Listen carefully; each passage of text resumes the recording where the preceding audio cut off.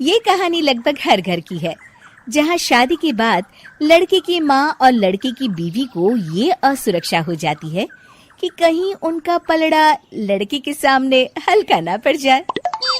ऐसे में चालाक बहू सास को कैसे देती है जवाब, चलिए देखते हैं इस कहानी में। सौम्या और उसकी सास एक दूसरे से जलन की भावना रखती। दोनों के बीच सिर्फ कंपटीशन था कि आखिर शेखर है किसका। शेखर यानी सौम्या का पति और कंचन बहन का बेटा। एक दिन सौम्या अपने कमरे में शेखर से फोन पर बात कर रही थी। हेलो शेखर, मैं ना आज सारा दिन घर का काम काज करके थक गई हूँ। क्यों ना शाम को किसी क्लब में चले? Okay baby. कमरे के बाहर कंचन बहन सौम्या और शेखर की सारी बात सुन लेती हैं। बड़ी आई मेरे बेटे को लेकर क्लब जाने वाली। शाम को तो वो मेरे साथ मंदिर जाएगा। शाम को शेखर जल्दी वापस आता है और सौम्या भी शानदार ड्रेस पहनकर तैयार रहती है। अरे शेखर बेटा, अच्छा हुआ तुम आ गए। बेटा लगता है मेरी कमर में लचक पड़ गई है। हाय, मैं तो मर गई। अरे माँ, क्या हुआ? मेरी तो सौम्या से बात हुई थी, उसने तो मुझे कुछ भी नहीं बताया।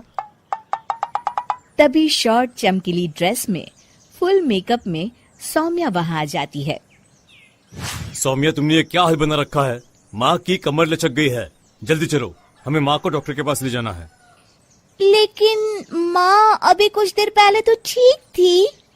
हाँ, मैं तो नखरे कर रही हूँ ना। नहीं माँ, सौम्या का ये कहने का मतलब नहीं था। चलो, हम अभी डॉक्टर के पास चलेंगे।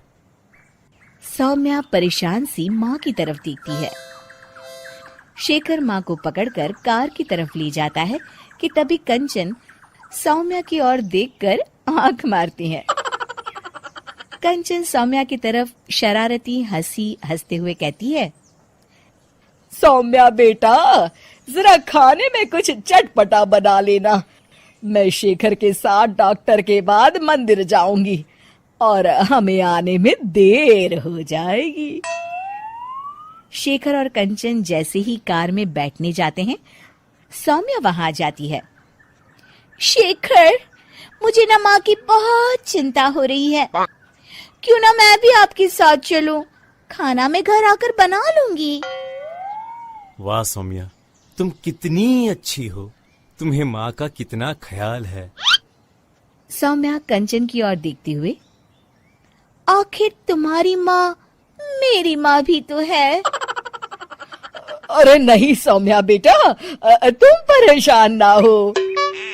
अरे माँ नहीं, सौम्या भी आपके ठीक होने तक परेशान ही रहेगी और उसका मन भी काम में नहीं लगेगा।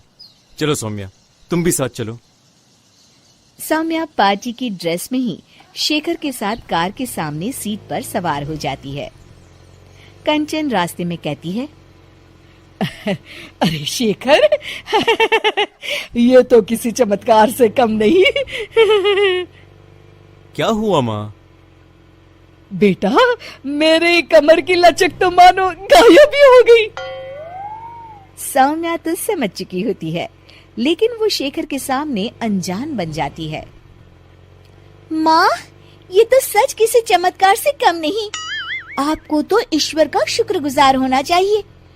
शेखर, चलो हम माँ को सिविल लाइंस के हनुमान मंदिर ले जाते हैं।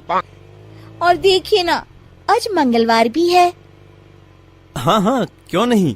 लेकिन सौम्या, मैं तो ऑफिस से सीधे यहाँ आ गया हूँ। मैंने तो हाथ मुंह भी नहीं धोए। मैं मंदिर कैसे जाऊंगा? कोई बात नहीं शेखर, मैं और माँ भगवान का शुक्रिया अदा कर आएंगे। चलो अच्छा ही है, ये मेरे साथ रहेगी और मैं मंदिर के भी दर्शन कर लूंगी। रही बात शेखर की, तो अच्छा ही है। अगर वो मेरे साथ नहीं तो इस सौम्या की बच्ची के साथ भी नहीं रहेगा। मंदिर के बाहर काफी भीड़ देखकर कंचन और भी खुश हो जाती है। दर्शन करने में कम से कम 2-3 घंटे तो लग ही जाएंगे।